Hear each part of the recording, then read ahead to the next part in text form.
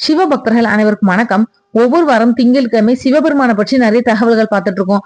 அந்த வகையில இன்னைக்கு நம்ம பார்க்கக்கூடிய தலைப்பு திருநெல்வேலி மாவட்டம் அம்பாசமுத்திரத்துல தாமிரபரணி ஆற்றோட கரையில அமைந்திருக்கக்கூடிய அகத்தீஸ்வரர் தீர்த்தவாரி படித்துறை பற்றி தான் பார்க்க போறோம்.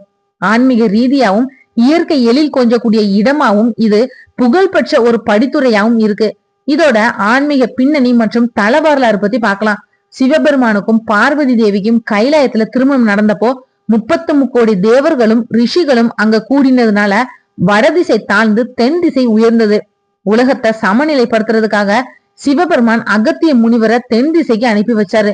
அகத்தியர் பொதிகை மலைக்கு செல்லக்கூடிய வழியில அம்பாசமுத்திரத்துல இந்த படித்துறை அமைந்திருக்கக்கூடிய பகுதியில பாயக்கூடிய தாமிரபரணி நதியில நீராடி ஆற்றங்கரையில அமர்ந்து சிவ பூஜை செய்ததா வரலாறு சொல்லுது. இதோட காரணமா தான் இங்க இருக்கக்கூடிய படித்துறைக்கு அகத்தீஸ்வரர் தீர்த்தவாரி படித்துறை அப்படின்ற பெயரும் வந்தது.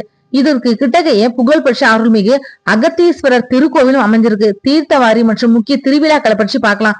பங்குனி உத்திரம் தீர்த்தவாரி இந்த கோவில்ல ரொம்ப முக்கியமான திருவிழாவான பங்குனி பிரம்மோற்சவத்தப்போ சுவாமியும் அம்பாலும் இந்த படித்துறைக்கு எழுந்தருள்வாங்க.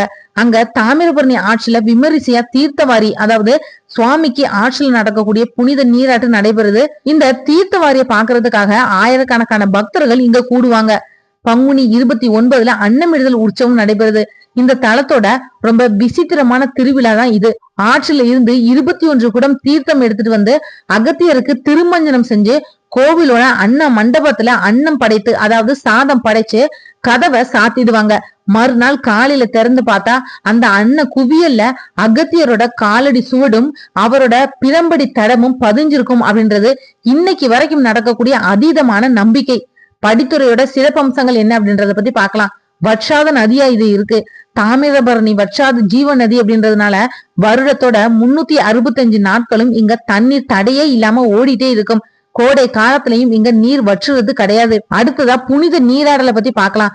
காசிக்கு நிகரா கருதப்படக்கூடிய தாமிரபரணியோட இந்த படித்துறையில நீராடினா பாவங்கள் நீங்கும் அப்படின்றதும், பித்ருக்களுக்கு தர்ப்பணம் செய்ய உகந்த இடம் அப்படின்றதும் பக்தர்களோட நம்பிக்கை. இதோட இயற்கை அழகோட காரணமாவே அந்நியன் உள்ளிட்ட பல புகழ்பெற்ற தமிழ் திரைப்படங்களோட காட்சிகள் மற்றும் பாடல்கள் இந்த படித்துறையிலையும் படமாக்கப்பட்டிருக்கு.